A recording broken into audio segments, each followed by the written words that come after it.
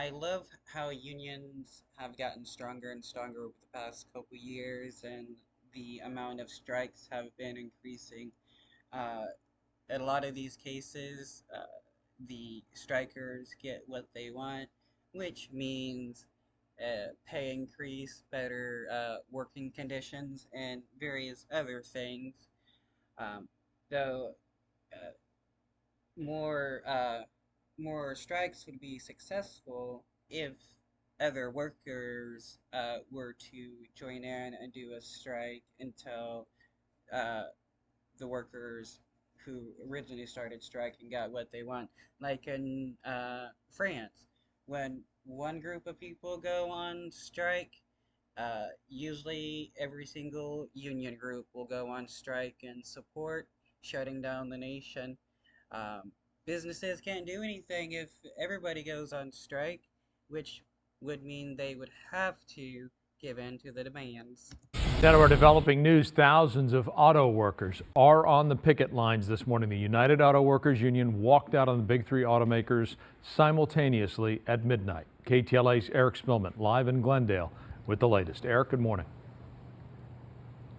Morning, Frank. You're waking up this morning, you're hearing about the strike, and you're saying to yourself, hey, how does this affect me as a consumer? Well, it could cause some problems, especially if you're in the market for a new car or if you need to get your car repaired. It depends on how long this walkout will last. Well, people can deal with the slight inconvenience of having to put off repairs for their car for a few days or buying a new car for a few days until these workers get better working conditions and higher pay and stuff.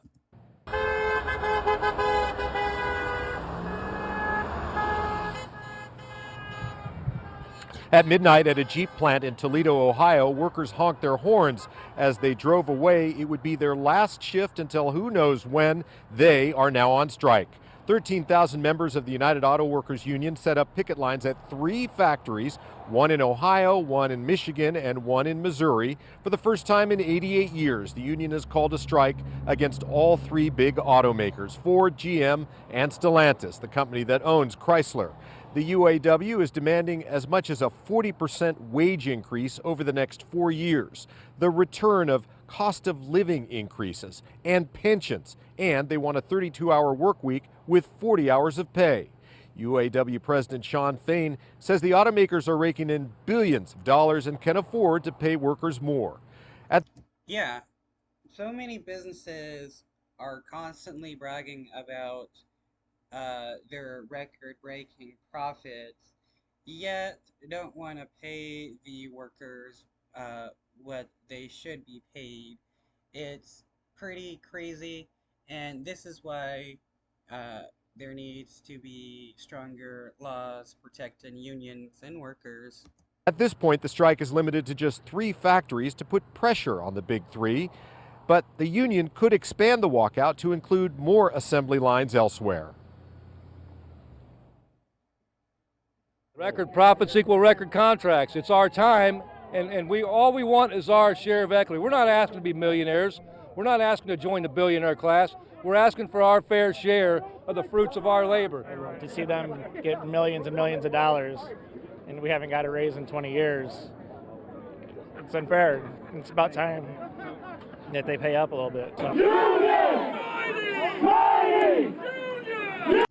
Without the workers, the rich people are nothing, because it's not like the rich people actually work at the factories building things all day long or any of that stuff.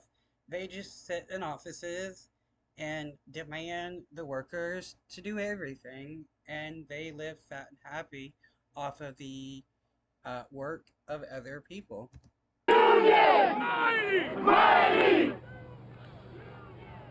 Back in 2007, during the Great Recession, auto workers gave up some of their pay and benefits. They say they helped out the big car companies when they were struggling, and they say they should be rewarded now that things are better. The car companies say they are under pressure to develop and build electric vehicles, and they say if they have to pay too much for labor, they will not be able to compete with foreign automakers. That's a big lie right there. they can easily give people higher pay with the profits that they have already made. Experts say a 10-day strike could cost the U.S. economy more than $5 billion. If it lasts till the end of the year, that could push the country into a recession. Nice. I'm all for that.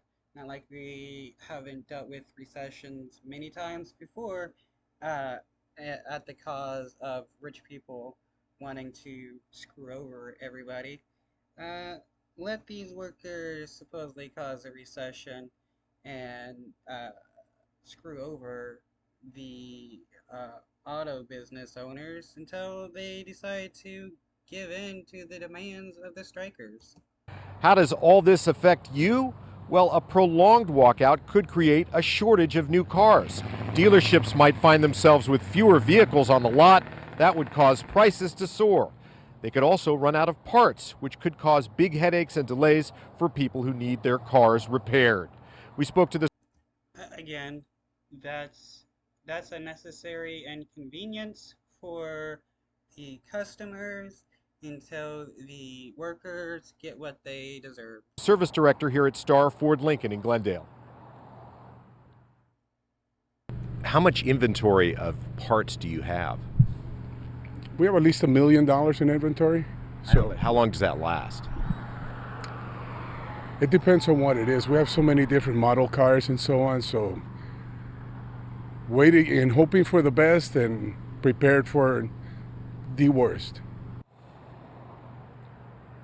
Back here live looking at this car lot, you can see it is full of new cars, not a whole lot of space here.